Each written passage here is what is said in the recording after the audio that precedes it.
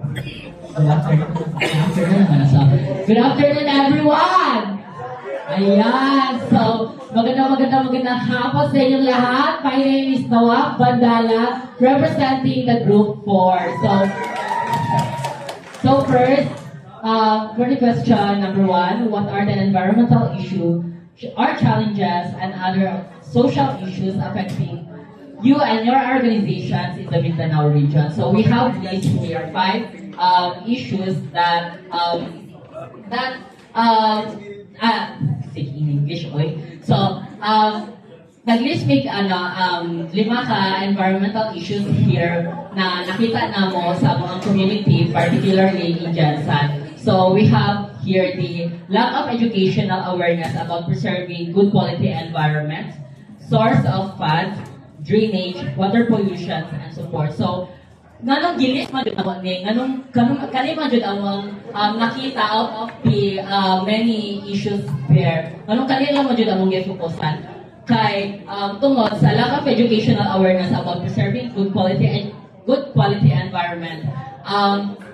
Naamang gud uban na kanang kanang maskin naanagod na yung makita mga basura sa dalan, dili gyapon nila puluton, like pasagdan gyapon nila, like unsay maka-benefit na pa ni matabang sa kuha. Anagod na wala nila ginaisip kung unsa ang matabang nila sa ato ang Mother Nature, Mother Earth. Anagod. So for me, lack of educational awareness jud sila sa mga aning mga bagay-bagay na kita mga environmentalist kapang na grabe jud atong hard work para lang ma-save ang Mother Earth na to. So, next, sa source of fund. So, makita na mo siya ng issues kay tungod, kung kulang yung source of fund, dili man yun sa maka-implement of projects, dili man sa maka-launch of activities or, project. And also the drainage.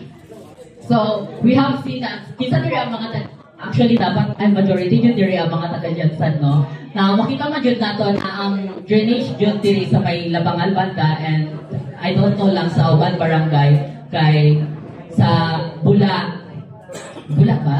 Tama ang sa drainage sa Bula, no? Kay yun siya, like kanang hugaw good, like, may taga-Bula pala kami dyan sa Group 4. So, they said na ang kuwante ay ang drainage daw dun sa may Bula is kanang may mga basura and ang drainage sa Bula is directly na siya sa dagat. So I think very sad case siya, like kanang maisip ko na to na maglabay-labay lang sila basura without thinking kung asa pa ato ang ilahang basura and kung saan ma-affect ato ba after maato sa dagat. So next, we have the water pollution.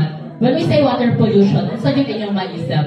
So syempre, maisip mo yun na to kung saan naa sa water, kung saan naalay ka ng mga hugaw or any basura or what. Kaya recently, during our guilds, Clint and I talk about the problem that we have seen here, there in General Santos City. So, nag-usap kami kung ano pa talaga ang main problem kay na-adjust ko yung salihan ko na kailangan o ka ng issues, recent issues or like kanang common issues ay di naman siya common, so siguro kanang wala kayo siya na-publicize ba kay tungod dagan kay mga natambakan na o mga so napag-usapan namin na ang palengke di ay actually bagura po na kuning nabalaan ang palengke SM hospital ang mga hugaw nila is dire nila ginalaway sa South Bay and very sad yun kay siya kay syempre ang livelihood yun sa communities sa South Bay is ma-affectehan yun kay sila. And not just the livelihood, and also the environment itself. Grabe yun kayo, makasad yun siya. And while hearing those stories, hearing those chika kay Clint, grabe yun na emotional gito ato nga time and I don't know how to react. So, next we have the support. Lack of support yun kayo ang mga organizations sa Jansan. Like, mabalaan na lang namo na naayo ba na gusto mag-implement ng mga project pero dili sila maka-implement kay tungod lack of support lagi sila dili tungod sa support sa ilang parents, sa ilang friends, but sa support sa higher position sa government yun siya. Kung daghan mo god mga young individuals na very passionate with their advocates. So they just need support to implement this kind of program, this kind of activities. Kaya, we all know naman na these activities and programs is maka-help yun siya, not just for us, but to whole environment. So next we have the question number 2. Hello. Okay. Hi. For the question number 2, I'm gonna read it before the answer. What do you think are the solutions that need to be done by you and by the organization? So, from the arising environmental issue or challenges na note ng group namin, which is number 1 is the drainage system, and some of it mentioned the lack of funding. One of the solutions that we think that is needed to be done is lobbying a request to the LGU and also urging them to have an immediate response to those existing problems, and also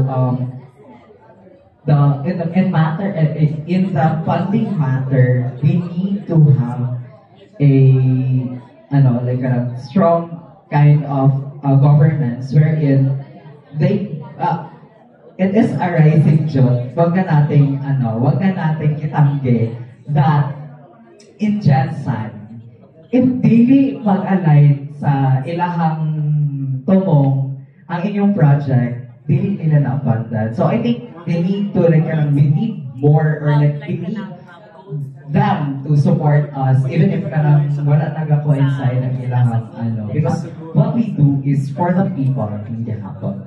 And lastly is the I think media exposure and proper education for the people, because siguro we need to educate people in order for them to in order for us to sway them to join our cause. Kay daghang tao manggod na taga-adto og mga seminars or workshops, pero they don't know unsay naa dito. Nadala sila ito kay any lang, or nadala sila dito because di uban sila. So we need people na we need them to be conscious of the things na ilang ginatuan or ilang ginatendan or ilang mga ginaatubang in order for us na para effective po ang atong mga steps na himuon. And I think that's all for the question number 2 on my end. Thank you. Thank you, Aris. Next, proceed tayo sa question number 2. Number 3. So, what intervention or assistance do you need from the GPP in order to solve these environmental and social issues that you are encountering? So, alam mo dyan, no? Common naman dyan siya nga answer. So, we need support, specifically financial support, guidance, and to force them on their limits, or such as capacity building program. So, by implementing this program, we can